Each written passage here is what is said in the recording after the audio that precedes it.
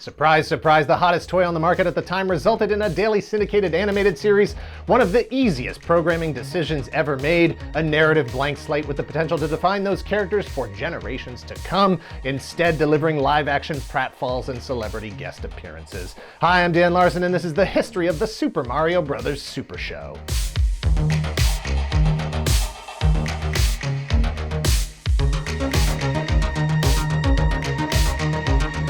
Thank you to 80stees.com for sponsoring this video. Click the link in the description below and use code TOYGALAXY to get 30% off your order today. 80stees.com started off as the source for t-shirts inspired by all things pop culture from the 1980s, but there's more to the 80s than just the 80s. They've got shirts inspired by the 70s, the decade that paved the way for the 80s. They've got shirts inspired by the 90s, the decade that carried on the legacy of the 80s. They've got shirts inspired by the 2000s, because the 80s isn't just a decade, it's a state of mind. Whether your interests are laser focused on one thing, say movies, there's plenty of choices from Jaws to Shaun of the Dead. If your interests bounce around, they've got shirts from cartoons to video games, superheroes to music and wrestling. From Transformers to Dungeons & Dragons, Gollum to Ron Burgundy, Darkwing Duck to Powerpuff Girls, from Pong to Street Fighter 2. Their goal is to have something for everyone that loves retro pop culture. Whether your favorite cartoon is Jem and the Holograms or Robotech, or your favorite movie is The Karate Kid or 16 Candles, you'll find something you love. Click the link below and use code TOYGALAXY for 30% off your order today. Again, that's code TOYGALAXY for 30% off your order. Thanks again to 80stees.com. The Super Mario Bros. Super Show is part live-action, part animated series that originally aired one season of 65 episodes from September to December of 1989. Born from the market-dominating popularity of the Nintendo Entertainment System, the love of Super Mario Bros., and a whole lot of blind trust. The Super Mario Bros. Super Show featured bookend live-action segments that generally didn't have anything to do with the animated shorts that were intended to be the focus of each episode. Or maybe it's the other way around. A Mario Bros. Cartoon briefly inserted into the middle of a live-action television show. Either way, Mario and his brother Luigi live in our world, the real world, and in the middle of each episode they share a story from the plumber's log about their travels into the Mushroom Kingdom through a dimensional portal they stumbled upon in a pipe while fixing a bathtub. A portal party, if you will. In the real world, Mario and Luigi are full-time plumbers living in an apartment in Brooklyn, New York. Each episode they are visited by a celebrity guest who has a problem or request or a challenge for the Mario Brothers that sets up the live-action segments and is resolved after the animated interlude. In the animated world, the Mario Brothers work alongside Princess Toadstool and Toad in the continuing fight against King Koopa and his quest to take over the Mushroom Kingdom. Every Friday, the Mario Brothers took the day off from their own cartoon to make way for the adventures from The Legend of Zelda instead. Similar to Mario and Luigi, Link teams up with Zelda and a fairy named Sprite to stop the evil Ganon from obtaining the Triforce of Wisdom, combining it with the Triforce of Power, and thereby conquering all of Hyrule. Both cartoons and the live-action segments pulled character sound effects and musical cues from their respective games, immersing the viewer in a Nintendo Entertainment spectacle. Between 1983 and 1985, the video game industry in the United States was all but deceased.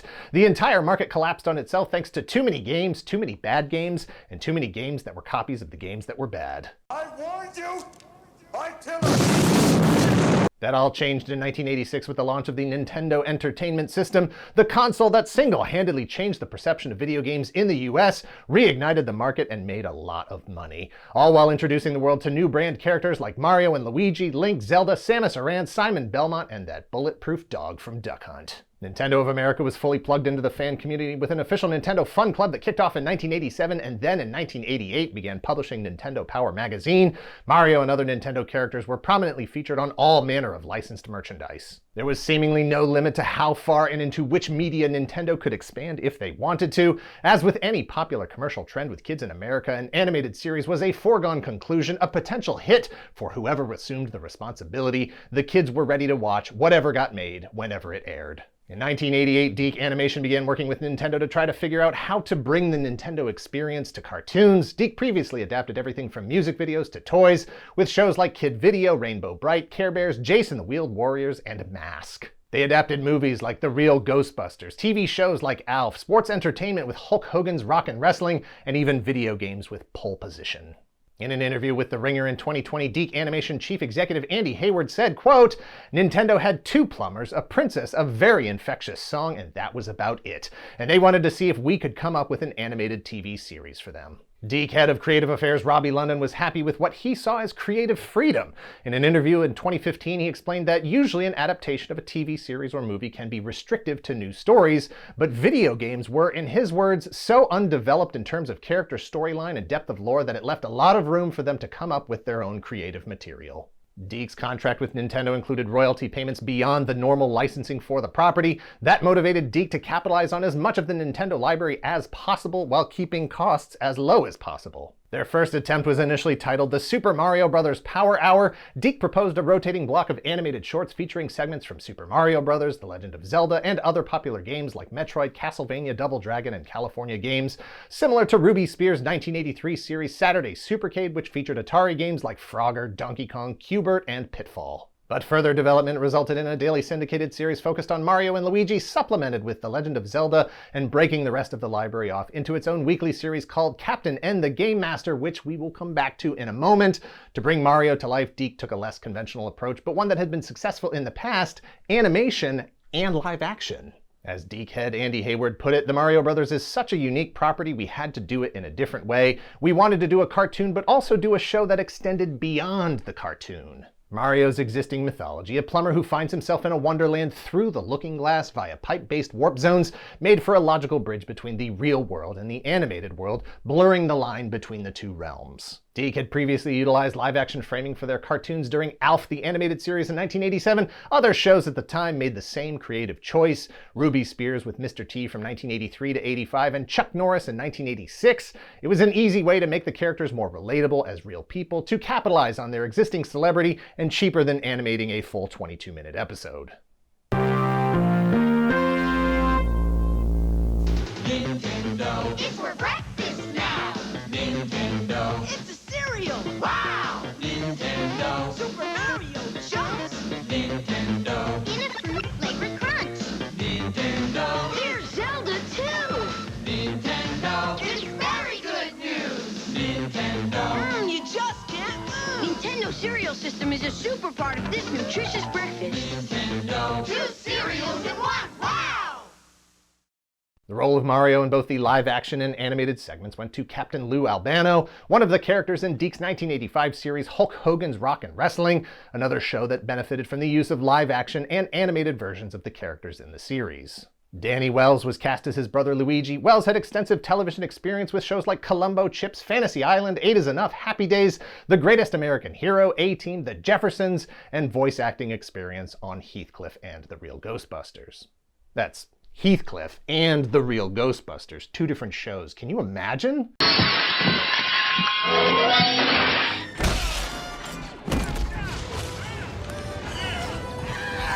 The animated Mario segments included Jeannie Elias as Princess Toadstool, John Stalker as Toad, and Harvey Atkin as King Koopa.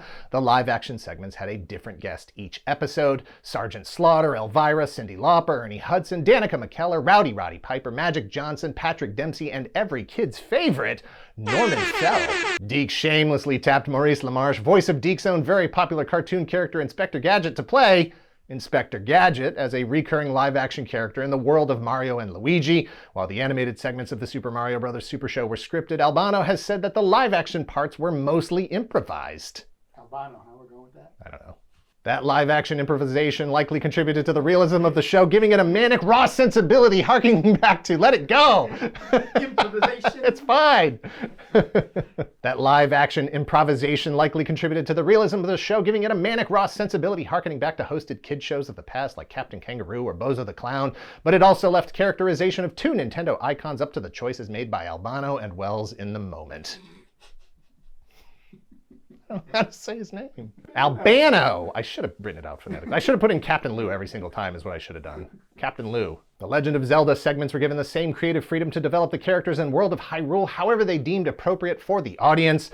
The majority of the episodes were written by veteran Bob Forward, a writer on shows like Masters of the Universe, Brave Star, Cops, Rambo, and the Filmation Ghostbusters.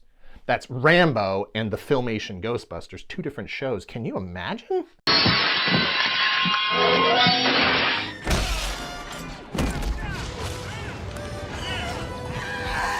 Link is a self-righteous teen out to save the princess, who is pretty capable herself. According to Forward, their playful banter inspired directly by Bruce Willis and Sybil Shepherd's characters on Moonlighting, a they'd love each other if they didn't hate each other so much kind of relationship. Link's "excuse me, princess" catchphrase was inspired by Steve Martin's "well, excuse me" catchphrase, and begrudgingly included by Forward at the request of Robbie London. A fairy named Sprite inspired by Disney's Tinkerbell joined Link and Zelda on their adventures, which generally followed the same format every episode from setup to conclusion. The Super Mario Bros. Super Show kicked off every episode with the familiar theme music from the game, with new orchestration and also lyrics. Rap lyrics. Plumber Rap was composed by Saban Shuki Levy and features 2 verses. The first verse opens the show and establishes Mario and Luigi as the titular Mario brothers, who are the fastest plumbers in town despite the lack of visibility their business has thus far attained. But they are available should your plumbing need treatment. I'm paraphrasing, of course. They put it so much more elegantly. The important part is, you're in for a treat, so hang on to your seat, get ready for adventure and remarkable feats. While the theme music plays, Lou Albano and Wells as Mario and... Albano? Yep. Albano. Lou Albano. Okay, Albanjo. I'm going to say Albanjo. While the theme music plays, Lou Albano and Wells as Mario and Luigi ham it up in front of a green screen, once again appearing to improvise their movements in real time. Upon the close of each episode, we learn that this dance is called the Mario, and they are... doing it.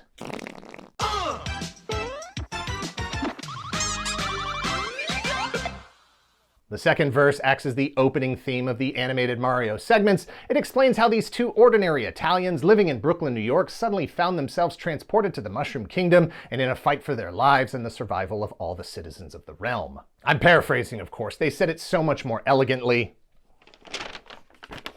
Found the secret warp zone while working on a drain. Lend the princess a hand in the Mushroom Land. Join the action with the plumbers. You'll be hooked on the brothers. The Super Mario Bros. Super Show was distributed by Viacom, who had recently purchased MTV Networks. MTV was not just a marketing partner for the series, but also highly influential in pop culture in general, and thereby the construction of the Mario Bros. Super Show. They were the trendsetters with respect to fashion, language, and culture, but also the cutting edge of video production and television series development. MTV's rise in popularity went hand in hand with the popularity of pop music at the time. Because of that, Deke historically found ways to incorporate? I said that in the read-through last night with Kate. I said incorporate, and she was like, incorporate? You said it like it's a real word. I know. Because of that, Deke historically found ways to incorporate popular... Oh, God, this is... I can't throw to first now. This is it. I got the yips. Incorporate? That doesn't even sound like a word anymore. Because of that, Deke historically found ways to incorporate popular music into their shows. Kid Video, Hulk Hogan's Rockin' Wrestling, both the Super Mario Bros. Super Show and Captain N used cover songs of hit music as part of each episode's soundtrack. The Super Mario Bros. Super Show ran from September 4th to December 1st, 1989, 65 episodes Monday through Friday. Deke produced a second Nintendo-themed series that aired 13 episodes once a week on Saturdays, beginning September 9th. Captain N, the Game Master, acted as a showcase for several of the non-Mario game characters that Deke had originally intended to incorporate into the never-produced Super Mario Bros. Power Hour: Mega Man, Metroid, Kid Icarus, Castlevania, Mike Tyson's Punch-Out! For more about the history of Captain N, check out our video, The History of Captain N, linked in the description below. 2 shows weren't enough for Deke. 65 episodes of a third officially licensed Nintendo show called King Koopa's Cool Kartoons was designed for local broadcasts and initially tested in Los Angeles on KTTV 11 with the hope of expanding to other markets. A live-action kids club type show in the style of Captain Kangaroo and Bozo the Clown, hosted by King Koopa, a guy in a suit introducing cartoons that were so old they were public domain, reading fan mail and staging contests for the in-studio audience of kids. The only connection to Mario Bros. And Nintendo was the use of the names, the rough appearance of King Koopa, and framed portraits of Mario and Luigi on the wall. While the Super Mario Show and Captain N have maintained a national fan base over the years, the limited local broadcast audience for King Koopa's Cool Kartoons has resulted in another show from the era landing on the list of lost media either by accident or on purpose. 1989 was a very busy time for Deke and Nintendo. 3 new series, all with the same goal of maximizing exposure of Nintendo's characters and capitalizing on the white-hot popularity of the console game sales. To cap it off, in December, Universal Pictures released The Wizard starring Fred Savage and a showcase of Nintendo gear, gaming, and even a sneak preview of the as-yet unreleased Super Mario Bros. 3 game. The Super Mario Bros. Super Show started out strong, propelled by the wave of enthusiasm for all things Nintendo, but the wind was quickly taken out of its sails by the premiere of Disney's Chip 'n Dale Rescue Rangers and reruns of Marvel Productions' Muppet Babies. It was canceled after a single season to keep pace with the changing markets and more specifically the changing branding and increased visibility of the brand. In September of 1990, DiC and Nintendo replaced it with 26 episodes of Super Mario Bros. 3 to tie into the release of the game. The same thing happened again in September of 1991 with 13 episodes of Super Mario World. Reruns of the original animated Mario and Zelda segments from the Super Mario Bros. Super Show persisted through 1994 in syndication. However, in 1990, DiC attempted to repackage them with new live-action framing segments. Club Mario introduced new hosts Tommy Treehugger and Co-MC, who were purported to be broadcasting on a pirated signal from a city rooftop. Other characters included Tammy, Tommy's sister, Dr. Know-It-All, Co-MC's evil doppelganger Eric. Recurring segments included Are You Bogus?, where Tommy and Co-MC had to determine if the guest was who they claimed to be. And Spaced Out Theater, which was just repurposed clips from DiC's 1986 live-action series Photon, hosted by Princess Centauri. Like the Super Mario Bros. Super Show, special celebrity guests would occasionally make an appearance on at least one episode that meant DiC head Andy Hayward himself. The theme song for Club Mario also featured rap lyrics that tell the story of the how and why of Tommy and Co-MC's pirated cable signal. I'm paraphrasing, of course. They put it so much more elegantly. Grab your board, hold on to your hat. Satellite surfing is where it's at. At the club. Club Mario. We're at the club. Mario.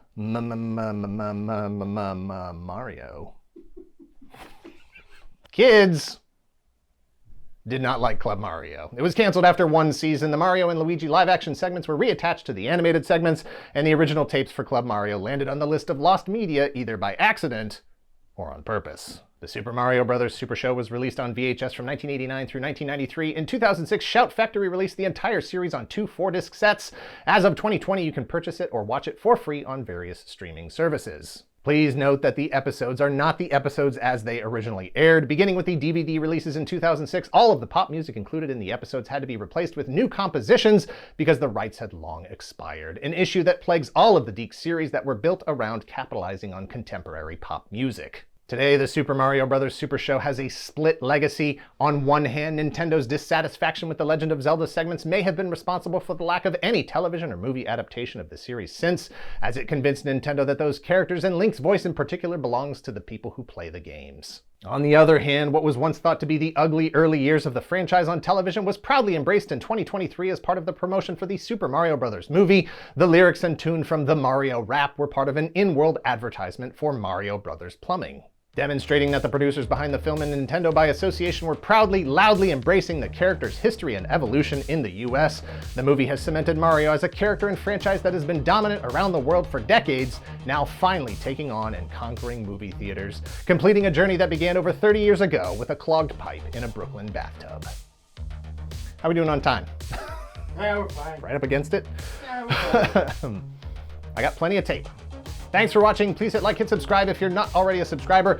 Thank you very, very much to those of you who already are. If you're in the position to help the channel grow, if you would like early access to the videos ad-free as well as a behind-the-scenes features, sneak peeks at upcoming projects, and exclusive monthly podcast about the show, please visit our Patreon at patreon.com/toygalaxy. I was doing my Italian accent. And let us know in the comments down below if you were a fan of the Super Mario Super Show. I admit that I didn't really know about it until years after it was already off the air. That said, I was a regular viewer of Captain N. I probably would have watched more Nintendo cartoons if they had covered some of my personal favorites.